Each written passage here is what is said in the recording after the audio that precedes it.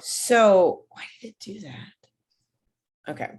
So yes, we're gonna sort of like go through what I think you should do for all of those areas, like the ones, even especially those that are under 50%, like if you scored in that competency under 50%, I would say certainly go back and do what we are going to do right now with competency 1. So we're going to do a deep dive, and what I'm doing with you is something that you might do with a student, right?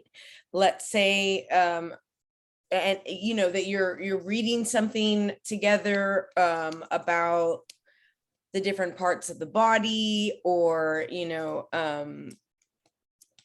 different things, because you have to do sometimes there is reading involved, and you have to break it down. So modeling what I want for you to do, just like we would do with our students, model whether it be the skill or the content. And this is actually a skill of analyzing and breaking it down, because each of these keywords and phrases Rico listed in competency 1, and then within the substandards, they're like suitcases worth of a lot of information.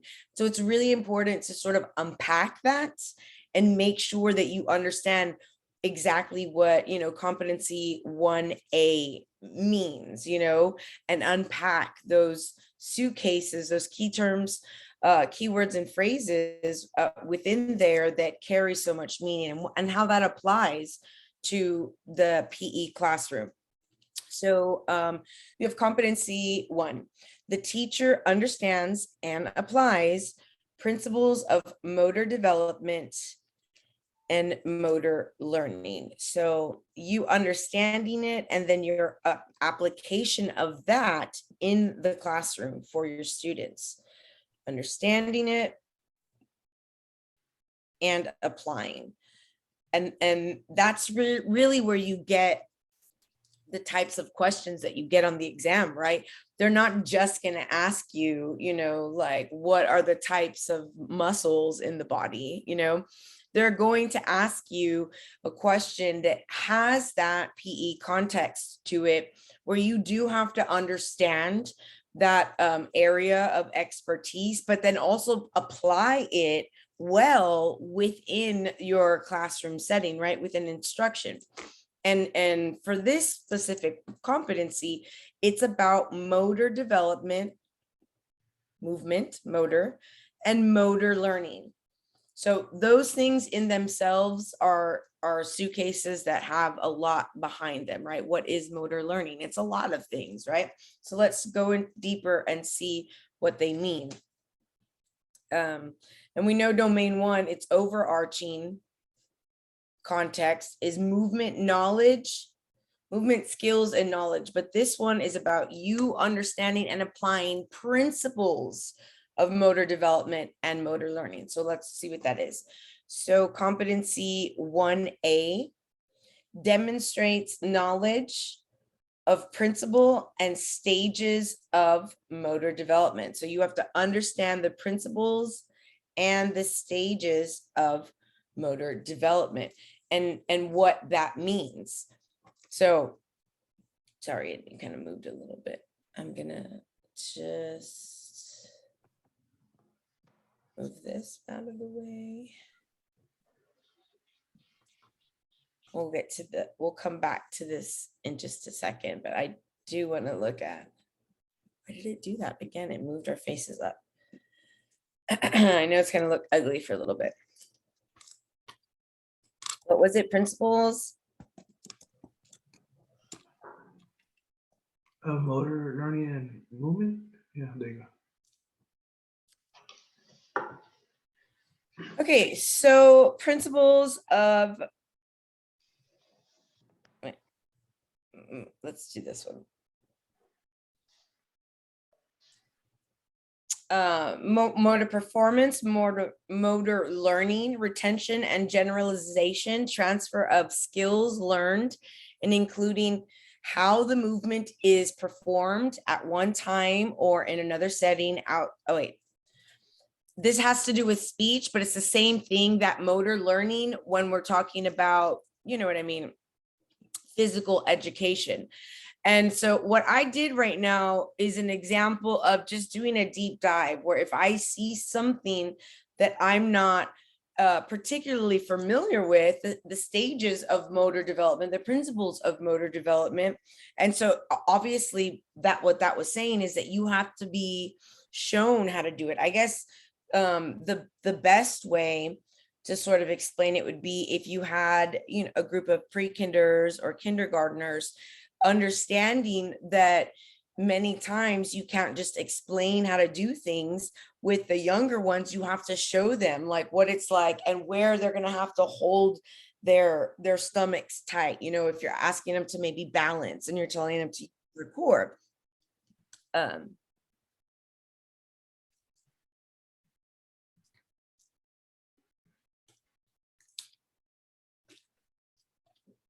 going to look up stages of motor development. Let me see.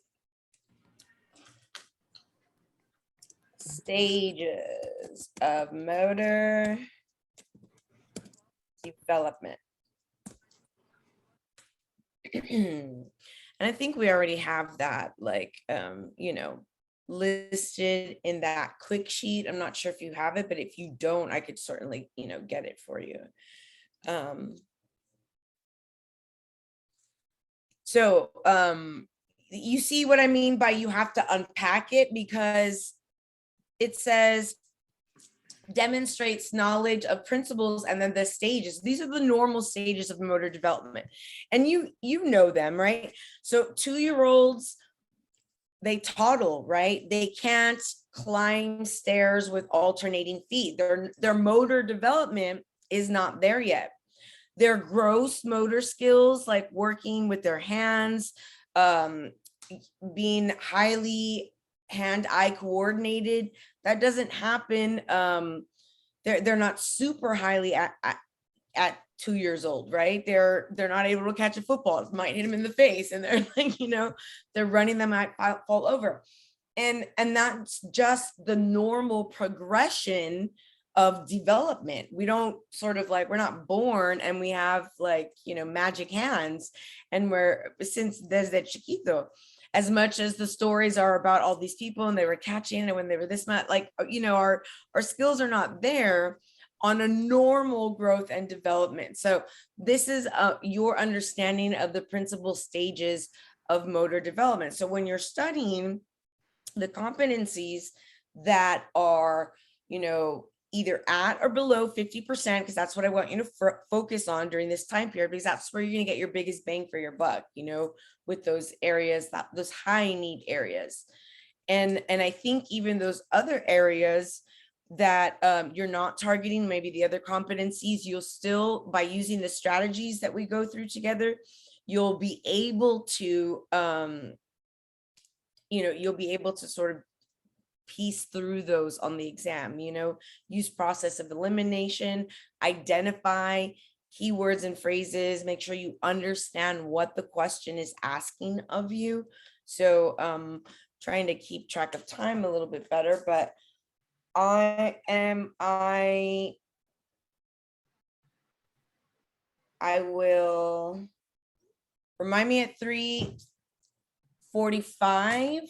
All right, let me just put on a timer for 3:45 so that I don't forget, so that we do go over some questions, and I'll look over some competency 1 questions and some competency 10 questions for us to just go over and practice the test taking strategies, because all of these exams are critical reading exams, and just like, you know, the keywords and phrases in the competencies are like little suitcases with a, you know, indicating a wealth of information, right, that you have to unpack.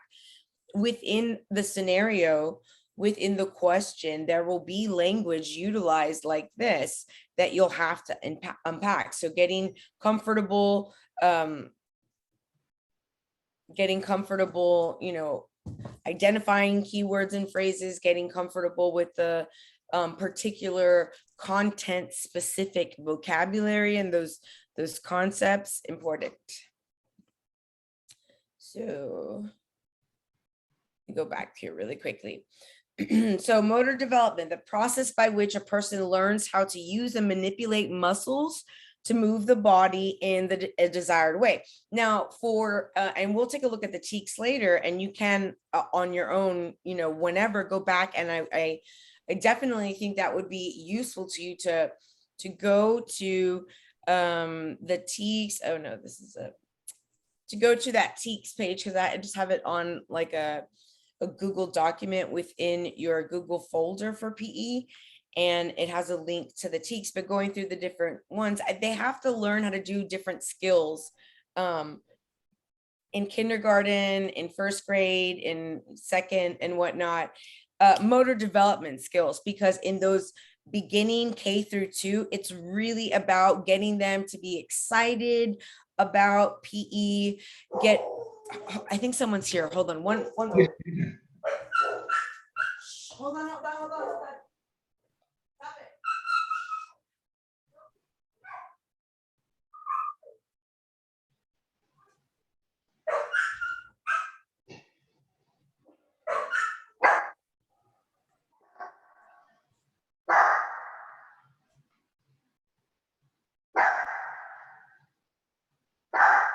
Oh, that's okay. I feel bad. It was somebody like selling something. I'm like, oh my God, I'm working. I'm sorry. He's like, sorry. Okay. So, different movements, like balancing, being able to skip, being able to like jump rope, to skip with like opposing legs. There's different movements, and we build on them, and at the same time build their knowledge of their body, their knowledge of begin to build their knowledge of health. So you have two different types, the gross motor skills and the fine motor skills. Distinction between the two is made by different types of muscles that are involved with the movement. So like different muscles will develop faster. Gross motor skills refer to large muscles. That's why toddlers are able to toddle, because like their legs work, but they don't have fine motor skills. There's not going to be any toddlers that are going to be crocheting or like sewing anything at all, because they don't have fine motor skills, and the visual motor skills needed, that hand-eye coordination that's really important in developing the fine motor skills. So that is the knowledge piece that you needed for which one were we doing right now? Competency 1? Yeah. Right, for competency 1A, right? For competency 1A. So if you're studying this, you might, oh wait, where did it go? Come back, and if you printed, the competencies out, come back and just make a little note, gross and fine, separate muscles, develop faster. Right, fine takes longer, right? Hand-eye coordination.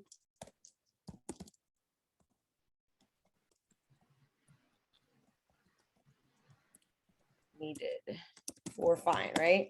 So if hand-eye coordination is needed for fine, and the children don't develop hand-eye coordination until a certain stage, then they're not going to be able to do certain movements, period. Like they don't, or do certain skills, I should say.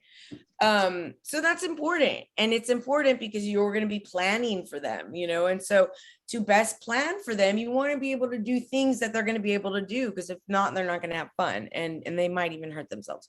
So demonstrating that knowledge and being able to apply your knowledge of that to develop the students in the classroom. Remember, these always go back to this overarching, what we're supposed to be doing. We're applying the knowledge to help develop the motor skills of the students.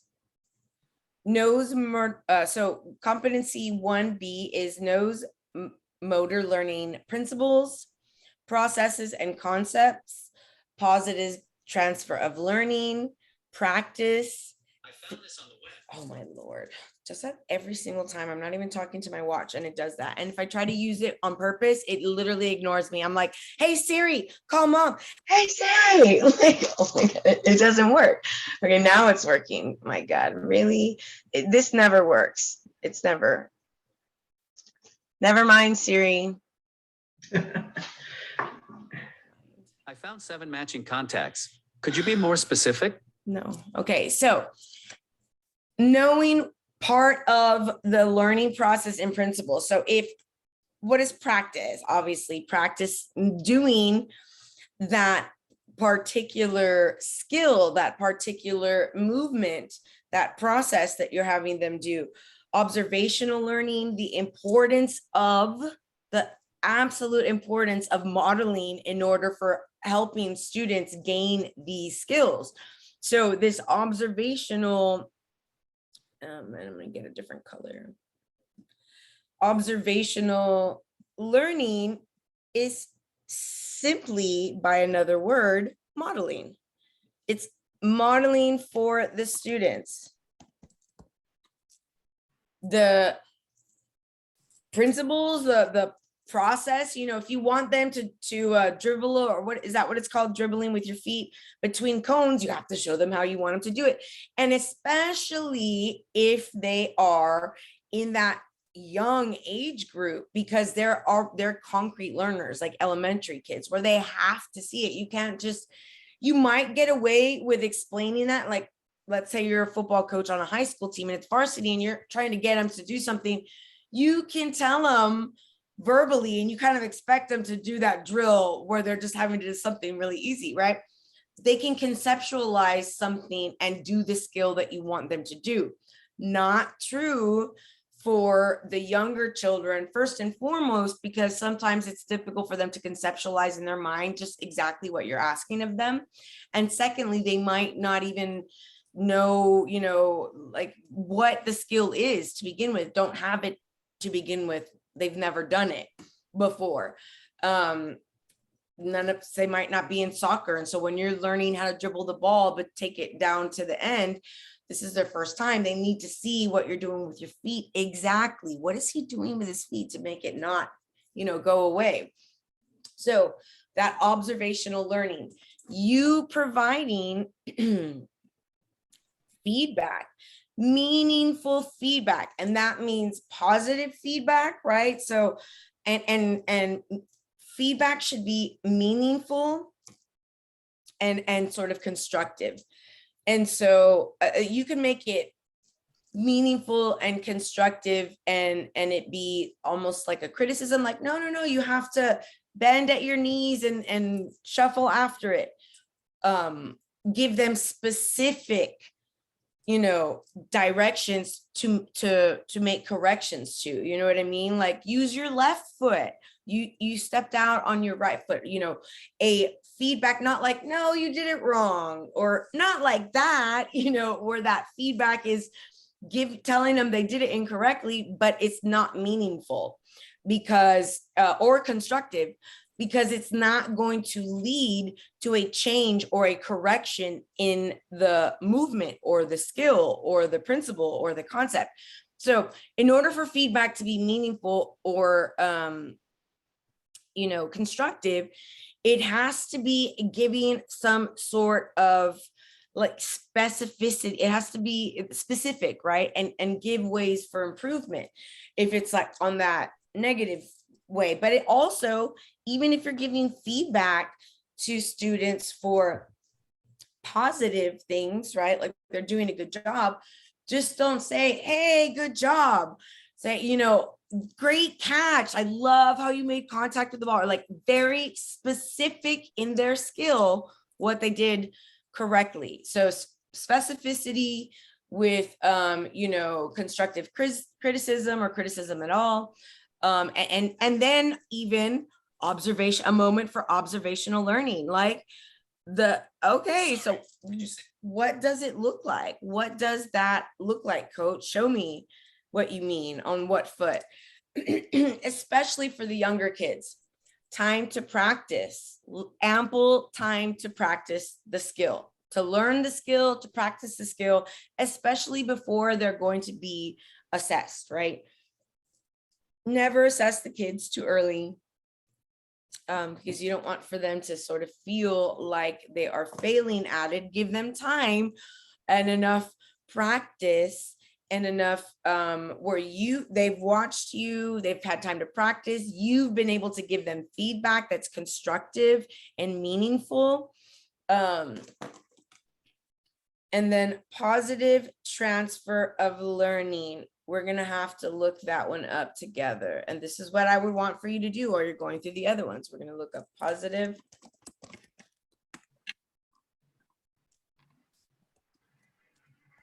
Oh, you guys want to hear something really interesting? I'm sad that Mr. Hengler isn't here. He's probably upset I wasn't at the, sorry, Mr. Hengler. It's a psychology. Positive transfer. That's like a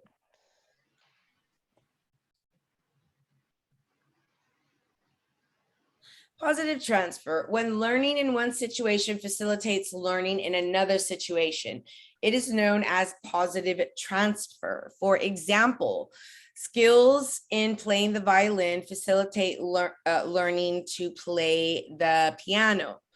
Knowledge of mathematics facilitates, okay, so that makes much more sense. So also in like the motor skills, like the different skills that they might use, and positive transfer those to play sports later on, you know, to be fast or quick or agile in whatever sport that they're doing. Oh, Lord, I'm just gonna take off my watch for the moment. Okay. So it just learning this skill. I'll do that here.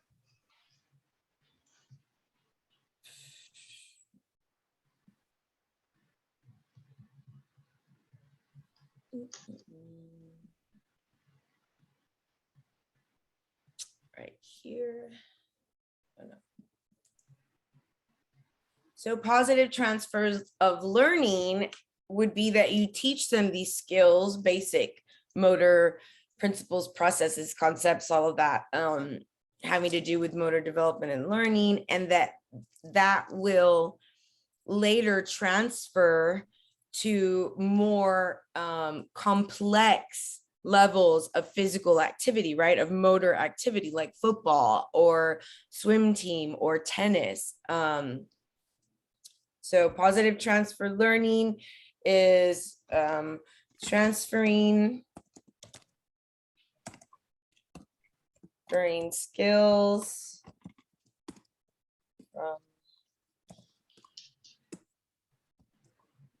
from transferring skills learned, right? Becoming useful in another area, transferring your skills that are learned, you know, and that happens a lot. You play the piano and you can learn to play the guitar easier, and vice versa. So, and the second portion of it is, and uses this knowledge to promote student acquisition and refinement of motor skills. So that's the second portion of it. So you have to know these things. And then, oh wait, I should still use pink. Uses the knowledge that you have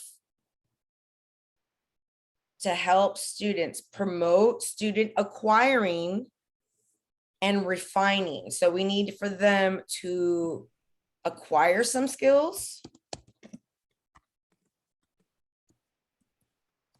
movement skills. I should be specific. Movement, because I want you to be specific. Movement skills. And we also want them to refine ones they already have. So, for instance, if they can already walk or they can already run, maybe we want them to learn to run faster, right? As they go on, we keep on like kind of pushing them and having them do race. that is a refinement of the motor skill that they already come to us with. They can run, but there are other skills that they are going to acquire for the first time in our classrooms. So that's the job of competency, or the goal for competency 1B. Oops.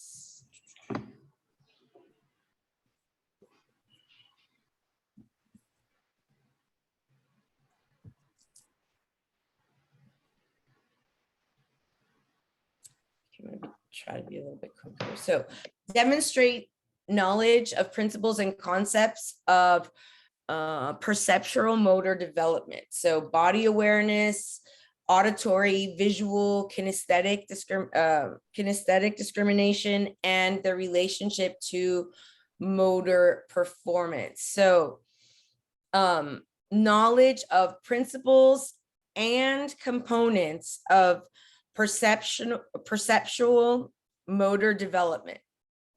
So how you perceive your own motor development. Body awareness, like if I'm a really chubby kid and we're having to run a lot, know I might look silly, I might not want to run. It's part of the thing, and so part of that, and building and think and being conscious of that, and know that is a factor, you know what I mean, that the kids are going to be dealing with. Auditory, visual, kinesthetic discrimination. We're gonna have to look it up because I'm not too sure how that portion is. It's another one for us.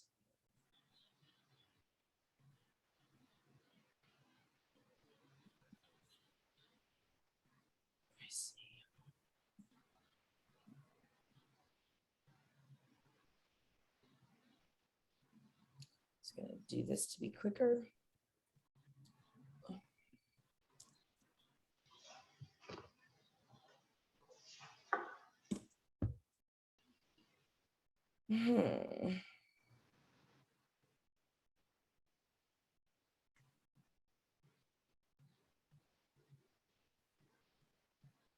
Oh, okay. So this has to do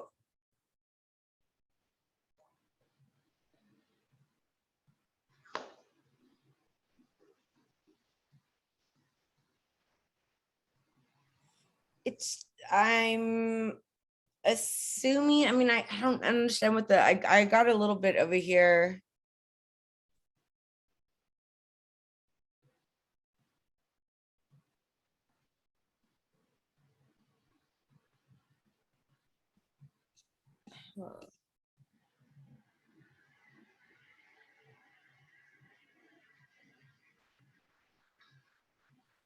Sorting blocks, motor integration, coloring within the lines, physical ball skills such as catching, kicking, hitting, and throwing. Okay, so visual discrimination. So, oh, I get it. So like if you can't catch, and there are some that are, so we still want for them to participate in many of the things. And so being able to catch a ball, you need your visual skills, like, or to be able to start the race or run in the race, you have to hear them say go or whatever, unless there's a flag. So if you have students that are hearing impaired, of course they can still run and must still run and must be part of the thing, but there needs to be like a thought put into all of that. And then also that aspect of using that possibly as even an indicator that the student, like maybe they need glasses. If you guys are learning to catch things and their vision is off, then that might be an indicator of you sending them to the nurse or something like that. But that's what they mean by the audio, visual, tactile discrimination. Where did it go? Okay. No, kinesthetic discrimination. Kinesthetic. So if you have a student that is in a wheelchair from the waist down, or, you know, is utilizes extensive arm or leg braces, whatever the disability may be, we still want for them to be able to participate. And so there are principles, and we need to be able to, you know, help. And their relationship to motor performance, how does that, like, hinder motor performance? For instance, if I am visually, which I am visually impaired, and if I'm not wearing glasses or my contacts, I'm not going to be able to catch anything. And I certainly won't be able to play tennis. But if I have my glasses on, it's on, you know. But I mean, without it, I'm just essentially useless. Like, I have zeros. My skill level goes from some to none. So it matters, you know, it does have a relationship having to do with motor performance. And if someone is capable or to follow through with things. Analyze the impact of factors, social, emotional, environmental health on motor development, and relates developmental changes to motor performance. So developmental changes, obviously, when they become more developed, the student, they can do more complex things. Like, they might be able to, you know, run and do a pass catch, but they can't do that in like second grade, or maybe they can, but certainly not kindergarten. I mean, I don't know, kids are doing crazy things younger and younger, but still, it's not usual, and it takes a ridiculous amount of like coaching and practice. You know, there are other factors that are really important, and they've listed them here: social, emotional, environmental health, that impact a student's normal motor development. Maybe they were never taken to the park to run ever. So like in the beginning, when you're barely starting to build up cardio, they're like, I just don't like it, you know? I mean, we're pretty active, and my daughter, my fourth child, she just doesn't like to exercise. I mean, she's an excellent student. She's in GT, and I asked her, you know, what's your favorite you know, class, or what's your favorite subject?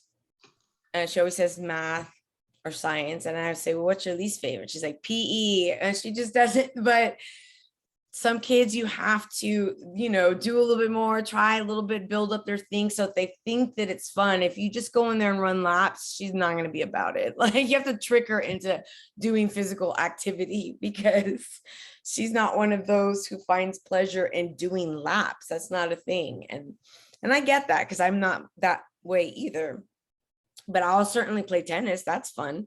Mm-hmm. So you know, where they come from, their health, their confidence, that all plays a factor in whether and how they are, you know, and with their performance specifically. If they're performing, you know, a little bit lower on the end, there might be other factors. It might not be developmental. It might be like, this is a new skill for them, because you know, they've never played basketball before, because they weren't in a select team. So this is the first time they've ever, you know, done it. There's no basketball court around, so they're not going to be good at it, and it's not going to be indicative of some sort of developmental something. It's just going to be a different reason for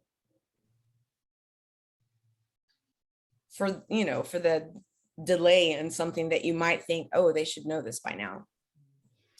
Applies knowledge of techniques for evaluating motor skills, detecting errors in motor performance, and providing positive but corrective feedback. So you want to give positive corrective feedback. Remember, meaningful and constructive, direct, right then and there feedback, not later. And making sure that you're mindful in detecting those errors, especially for the younger ones. So in the scenario, especially if it's younger, detecting errors on the basics of motor skills is really important, so that they don't get in the habit of, you know, doing things incorrectly. throwing things incorrectly, you know, shooting incorrectly, or how, whatever the case may be. Because once the student sort of gets into that habit, it's really hard to break. It's like, I just think about it because I was the tennis coach, and even though I did ELAR and I was a coach, I didn't have PE certification, but so like if you hold the racket in a particular way, you know, your forehand and backhand is stronger, and some people become comfortable holding it incorrectly because they just started playing by themselves, you know, without any real instruction. And so it becomes sort of difficult to circumvent those things. You remember how you're supposed to hold it. And so teaching those skills early on and making those corrective things is important. So that's the end of competency 1. We did a deep dive of it. What do you think? I have a better understanding now of. I think what happened was in the questions. I think they were about movements like jumping, hopping, stuff like that. Where I just made little minor errors. You know, I did like honestly, the test was like 5-hour test. And I want to say like I kind of like breezed through it like an hour and a half, maybe sooner. But I went back and I went over everything, but I did change a lot of answers. Oh, you can't do that.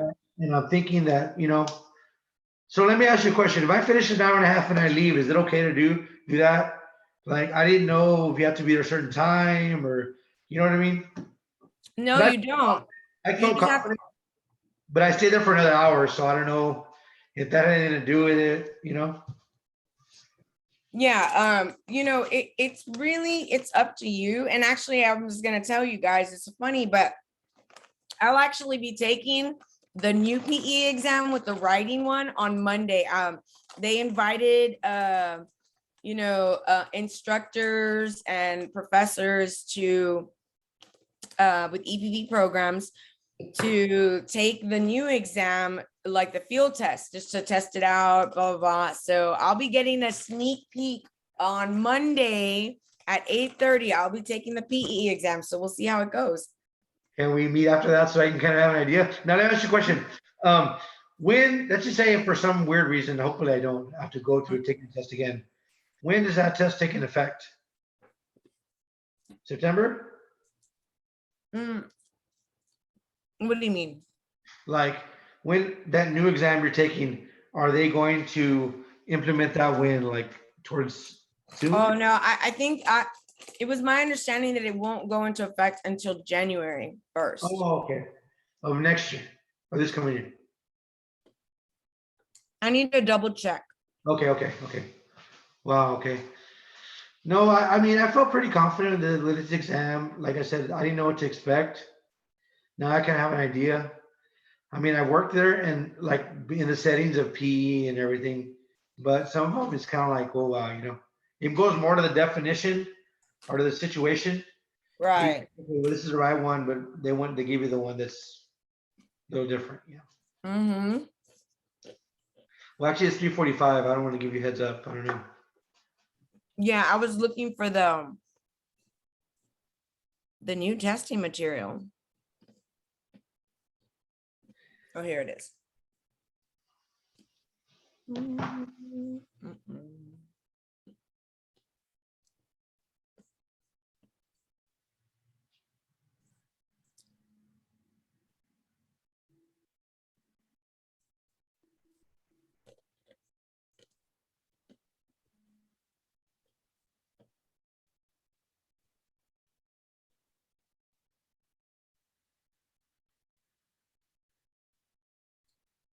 Yeah, so I'm pretty excited. Yeah. Where are the preparation things? Oh, here it is.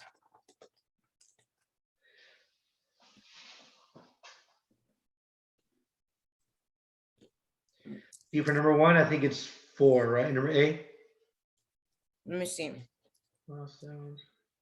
It's either A or B.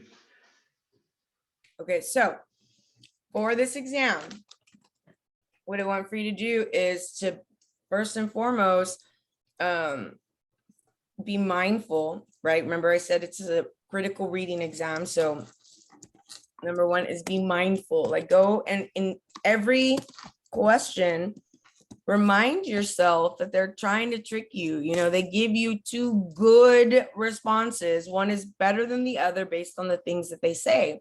So be mindful of the words that they're using. If they give you an age group, it's important, right? Because it's trying to tell you something about their growth and development, their normal growth and development, their normal skill ability at that age level. And then you have to decide what activity or what instruction is most appropriate for that age group. So be mindful. Next step is to identify, pay attention to the details,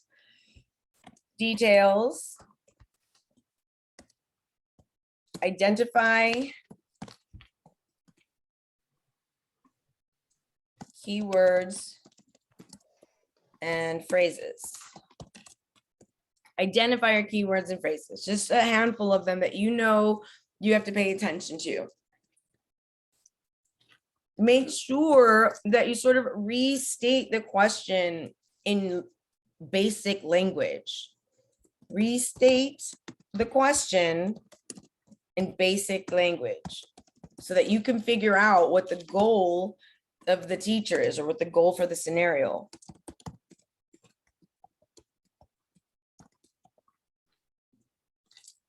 Restate question in basic language. So instead of saying, you know, which one of these strategies would increase oral language proficiency, I would restate it and say, which one of these strategies would increase speaking skills? Because that's what oral language proficiency is. And so when I say it basic, oh, which one of these is the best strategy for speaking skills? I can look through the answer choices and see 3 already that aren't even speaking skills. Like one of them's a reading skill, another one has them doing something and it's like something else, you know, a writing skill.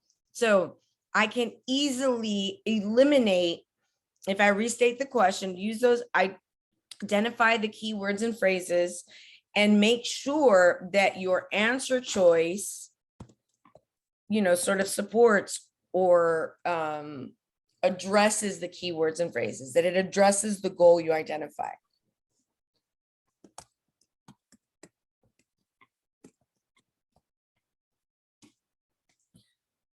It has to match or line up with 4 and 2 with your keywords and phrases. Because if I say, what strategy should Ms. Alceda use to increase oral language proficiency? I identified that's writing, speaking skills, listening and speaking skills. I can go to my answer choices and see the ones that don't match with the speaking skill, which I know is important, and the one that does. So making sure that it does match your details that you said were important. So let's take a look at this one and we'll highlight it as we go. Milestones of refined, keyword, finger control can be expected at which of the following ages? What is the question asking us? We need to put it in basic words. We're looking at the milestones of refined. Remember, refined finger control.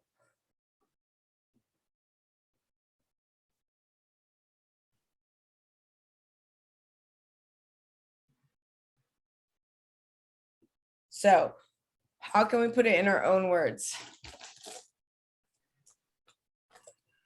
Let me model it for you. So it says milestones of refined finger control can be expected at which of the following ages? So like, when does a kid get refined finger control, right? Is that what the question's asking? Yes. Yeah, and so refined finger control, do we know what that is? What do we know it's not? Because what I want for you guys to promise me is that when you take your exam, that you don't just choose one like you're reading them and you're like, okay, B's good. And then you don't even read C and D. Never do that. Give all of them proper and equal attention. Eliminate each and every one of the bad answers and do it where you can say, I know for sure that is not the right answer. For sure that's wrong. So let's do that. Let's start that way. What do we know for sure is wrong? D. Yeah, D is wrong. They don't like pass a milestone at 16. Can you imagine? Like that would be ridiculous. Oh my God. So what else? I guess C too, 12. See, that's right. I think 4 would be way too a little too young, right? I mean, you're still kind of developing. Trying to think of what but does refined finger control include like using a spoon or something? Because they do at that age start to be able to do that on their own. Maybe even younger, but I'm not 100% sure what they mean by how refined this finger control is. But what do you want to say? What do you think? We need Luis, do you have anything to add?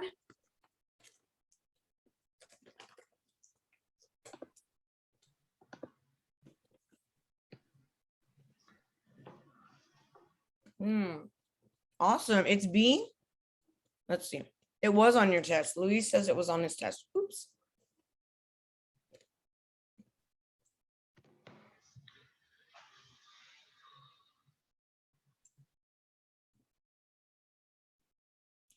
Okay, we're gonna just B. Good job. Is because finger control is generally quite refined at 8 years. That's why they don't allow you to be younger in piano, because you literally can't do it. So very interesting. 8-year-old milestone of fine motor skill development.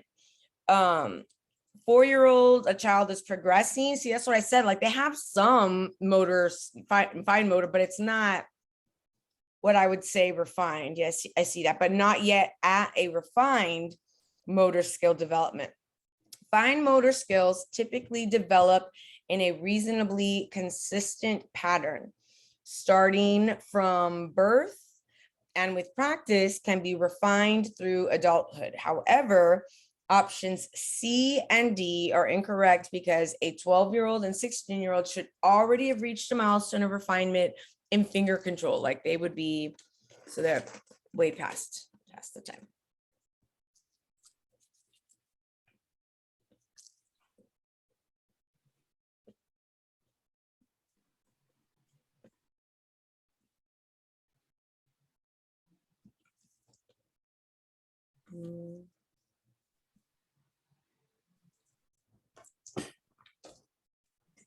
Okay, guys. I'm going to see. Rico, can you read that for me? Which one, number 2? Mm-hmm. It says a relationship between personal social skills and physical education is the most accurately described by which of the following statements? Okay, so let's take a look. We're going to be mindful. What are the important details that need to be identified or that we need to like pay special attention to? Personal social skills Personal social skills. and physical education. Right. And we're looking for something that is between these things, right? This is one of those time like above, under, between, first, second, third, between these two things. So we're looking for something, the relationship between those two, a way to describe it. Like how best can you describe the connection between personal social skills and physical education? Is it with personal social skills should be addressed in the physical education class through direct instruction. The physical education class reinforces the personal social skills learned at home. In the physical education class, personal social skills are typically addressed after fitness and motor skills are developed. D, personal social skills typically developed concurrently with fitness and motor skills, given a physical education class with the proper environment.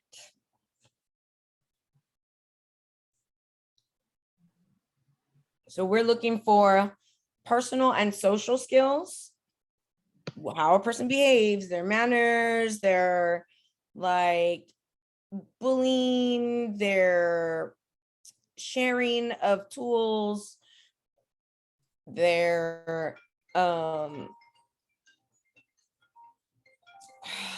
on one second. Hello, this is Stephanie.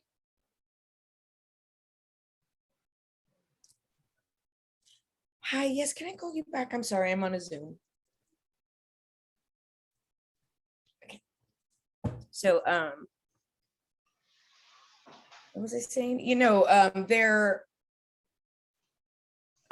sportsmanlike conduct. This is what that's talking about, that personal social skills. Like, how am I in a personal setting? How am I in a social setting with other people, with my teammates, with my group, with my partner, you know? So this question is asking us, what is the connection between these personal social skills and PE? Which of these sentences should describe it like best? Which should be most true for what the connection is? Let's let me know.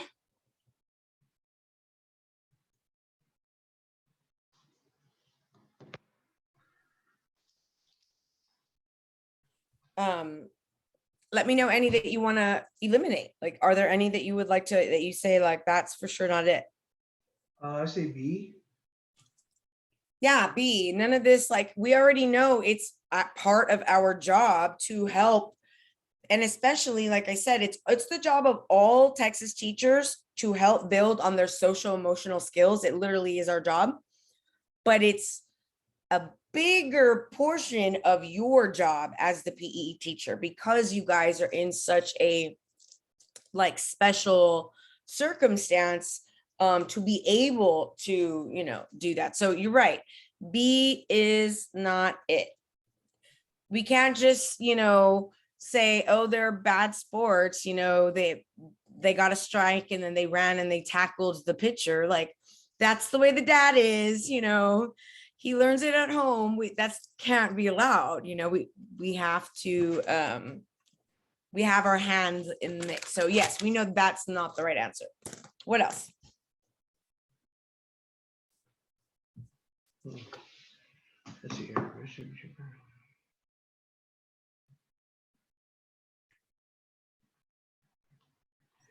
I want to say maybe C. C, yeah.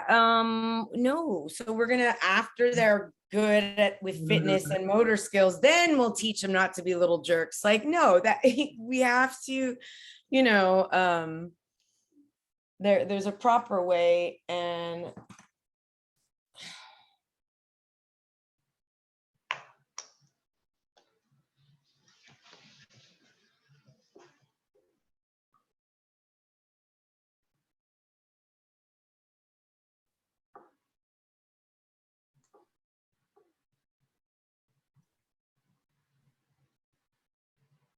okay, what else? So we're left with personal social skills should be addressed in the physical education class through direct instruction. D, personal social skills typically develop concurrently with fitness and motor skills, given a physical education class with the proper environment.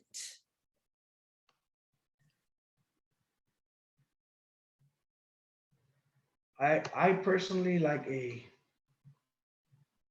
because it's direct instruction. You're going through, you're addressing them as you're going through the physical education. Mm-hmm. But then again, I could be wrong. Well, the thing with that is that it's limiting. So then that says, well, once I once I direct instruct this particular skill. But what's more likely to happen, the social and personal skill, and you see the thing, that's why this is bad, because that is a good response, and you should do it, like, you know what I mean, like, okay guys, what does sportsmanlike conduct even mean? Does anybody know what that means? Then you have people raise their hand. Okay, tell me what you think it means. Tell me what you think. Well, unsportsmanlike is when they do something mean. Okay, cool. Well, what is sportsmanlike? So that direct instruction. But then also concurrently, it's going to happen in their activities, on the field, during practice, and there's going to be that like concurrent discussion, concurrent development. I don't know, this is a toughie, because I do think that they, I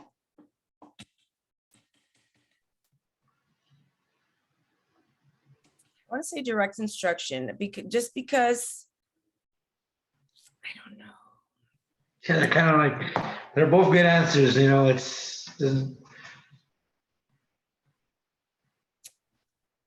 Okay, yeah, A has to be, because I don't think they typically develop personal and social skills. You know what I mean? Oh, but oh, that's right. In a perfect world, in like a perfect, like in a PE class, yes, they would. In a perfect world, they would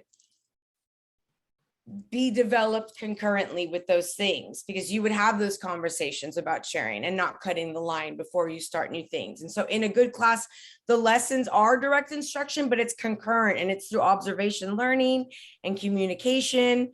So it's more like student-centered learning and not like teacher-centered or direct instruction. But okay, I thought I had figured out a way to like conclusively, because sometimes when you're stuck between two, it's good to really delve in to the last answer choices and look at the words. Should be addressed in the physical education class through direct. And we're looking for is the most accurate. We're looking for the relationship between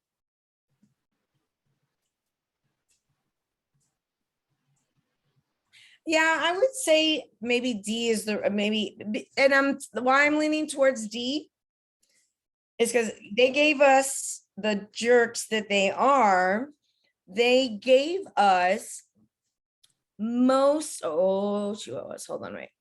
They gave us, hello, Miss Jeannie, just stopped in for a second. Wait, I'm gonna end it when I'm in a little bit. Stay on. Oh, she left. Okay, most accurately. Remember when I told you, most accurate, most appropriate, all of that is a nice way of saying we gave you two appropriate or accurate descriptions of the relationship. One is most appropriate based on the things that we said, and they're looking for the relationship between personal and social skills and physical education. The relationship between, and I feel like the sentence that describes that best is possibly D, the relationship between, maybe. What do you think? I think that Let's see, you can choose A, you can stick to your guns and choose A. no, I just think that you're right about it being, it only gives to certain, it only answers some part of the answer. I think D answers both parts. Or Yeah. So let's see what you choose. D. Okay, your mic's not working. No, it's fine. Oh, I still have my thing on.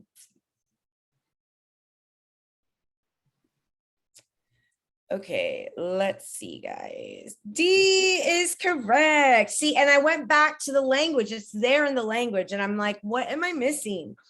The relationship between D is correct, because physical education directly contributes to fitness, motor skill development, and personal social development when instruction is given in a safe and supportive environment. A and C are incorrect because social skills should be incorporated into the physical education class and instruction indirectly accompanied with fitness and motor skill development. And we already know why B is inappropriate, but that's not true. You can give direct instruction of certain principles for sure, especially social emotional skills. Like that's highly recommended. And there are whole districts that have particular curriculums, for that, for that end, to that end. So like I said, this exam, and like I've said to everyone, is meant to be tricky. Go back to the keywords and phrases. That's what I did here. I went to the keywords and phrases. I was too thinking like, okay, it might be A or D, but we certainly want for it to be fluid and to always be learning, good personal skills, good social skills concurrently as they're honing their other goals.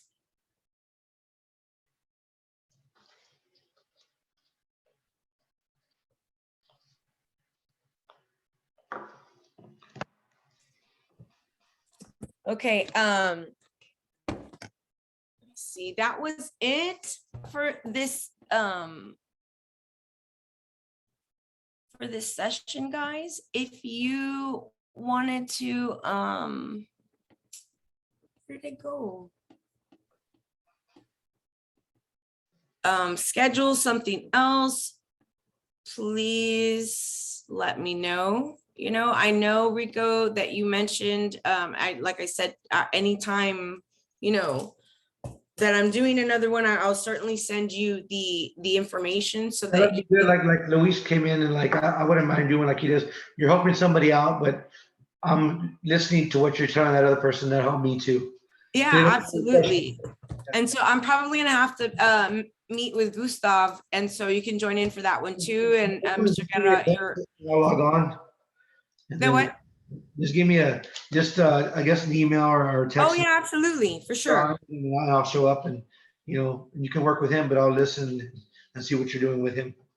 Okay, sounds good. I also have a what is it called? A special right now for tutoring 5 hours. So I normally charge $120 an hour, and Teacher Builder gets me like for a special price. So it's 180 because that's 60 times 3. So you pay for 3 hours and you get 5. You get 5 hours with me. So that's something to consider if you wanted to like do a deep dive and do more questions. You don't have to use them all at the same time. You can do like an hour and a half one day, like an hour another day, and then, whatever the case may be. Something to think about. So I'll let you gentlemen go, and I will shoot you an email if there are any extras. Sounds good. Thank you so much. Yes, absolutely.